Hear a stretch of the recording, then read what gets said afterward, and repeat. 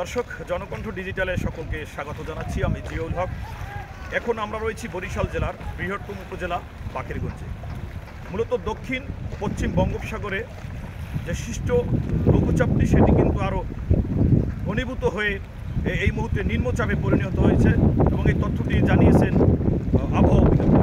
দর্শক, বিশেষ করে বরিশাল জেলার বাকেরগঞ্জ উপজেলার মধ্য দিয়ে যে সকল নদী প্রভাবিত হয়ে গেছে সেই সকল নদীর পানি কিন্তু বিপদসীমার কাছাকাছি চলে এসেছে। দর্শক, আমরা সরাসরি বঙ্গোপসাগরের যে নিম্নচাপটি এবং যে ঘূর্ণিঝড় শক্তির যে প্রভাব, সেই প্রভাবে মূলত এই উপজেলার যে নদীগুলো রয়েছে এবং নদীর যে তীরবর্তী অঞ্চল রয়েছে, নিম্ন অঞ্চলগুলো কিন্তু বিভিন্ন জায়গায় যে ভেরিবাঁধ না থাকা এবং ভেরিবাঁধ ভেঙে কিন্তু প্লাবিত হয়েছে।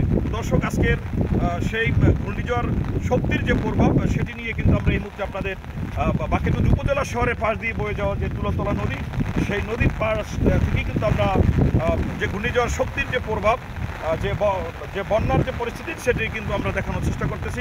আপনারা দেখতে পাচ্ছেন যে এই মুহূর্তে বাকেরগঞ্জ উপজেলা শহরের পাশ দিয়ে বয়ে যাওয়া যে নদীটি রয়েছে তুলাতলা নদী, সেই নদীটি কিন্তু প্রচণ্ড ঢেউ রয়েছে। দর্শক, আপনাদেরকে আরও জানিয়ে রাখি যে উত্তর পশ্চিম বঙ্গোপসাগরের যে তৎসংলগ্ন এলাকায় সুস্পষ্ট যে লঘুচাপটি সেটি কিন্তু আরও ঘনীভূত হয়ে নিম্নচাপে পরিণত হয়েছে। এর প্রভাবে কিন্তু সাগর উত্তাল রয়েছে, ফলে সকল সমুদ্র বন্দরগুলোকে কিন্তু ৩ নম্বর সতর্ক সংকেত দেখতে বলা হয়েছে। নিম্নচাপের প্রভাবে বরিশাল বিভাগের গুরুত্বপূর্ণ ৬টি নদীর পানিও কিন্তু বিপদ সীমা অতিক্রম করেছে। এতে করে উপকূলীয় নিম্ন অঞ্চল অনেক জনপদ পানিতে প্লাবিত হয়েছে। গতকাল বুধবার ২৮শে মে বিকেলে পানি উন্নয়ন বোর্ডের জল অনুসন্ধান বিভাগের উপ সহকারী প্রকৌশলী তাইদুল ইসলাম কিন্তু এই তথ্যটি আমাদেরকে জানিয়েছেন। অন্যদিকে পানি বিপদসীমার কাছাকাছি রয়েছে অন্যান্য নদীগুলো এবং ধেয়ে আসছে ঘূর্ণিঝড় শক্তি। উত্তাল সাগর বৈরী আবহাওয়ায় বরিশাল ভোলা যে লঞ্চ চলাচল সেটি কিন্তু বন্ধ ঘোষণা করা হয়েছে।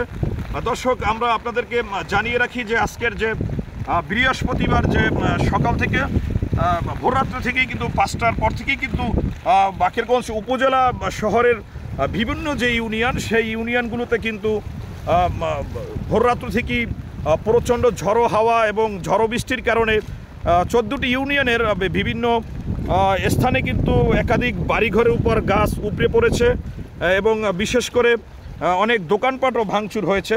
তো দর্শক, আমরা কিন্তু আজকের সর্বশেষ যে বন্যার পরিস্থিতি সেটি কিন্তু বরিশালের যে বাকেরগঞ্জ উপজেলার যে পরিস্থিতি সেটি কিন্তু আমরা আপনাদের দেখানোর চেষ্টা করতেছি এবং বিশেষ করে আপনাদেরকে জানিয়ে রাখি যে বাকেরগঞ্জ উপজেলার যে সকল নদী রয়েছে, বিশেষ করে বিষখালী নদী, বিষখালী, পাণ্ডব, কারখানা, তুলাতলা নদীসহ এ সকল নদীতে যে মাছ ধরার ট্রলার এবং নৌকা রয়েছে সেগুলো কিন্তু এই মুহূর্তে তীরে নিয়ে আসা হয়েছে। তো দর্শক, আজকের কিন্তু এখানেই আমরা বরিশাল থেকে আজকের যে ঘূর্ণিঝড় শক্তির যে প্রভাব, সেই প্রভাবটি যে বাকেরগঞ্জ উপজেলা সহ এই অঞ্চলের যে সকল নদীর তীরবর্তী এলাকা রয়েছে সেখানে কিন্তু অনেক ক্ষয়ক্ষতি হয়েছে ইতিমধ্যে আমরা দেখেছি এবং আমরা কিন্তু শুনেছি যে এই অঞ্চলে কিন্তু ভোররাত্রে যে ঝড়ো হাওয়াটি ছিল তাতে কিন্তু বেশ ক্ষতি হয়েছে। বিশেষ করে নদীর তীরবর্তী এলাকার যে সকল স্থানে ভেরিবাঁধ নাই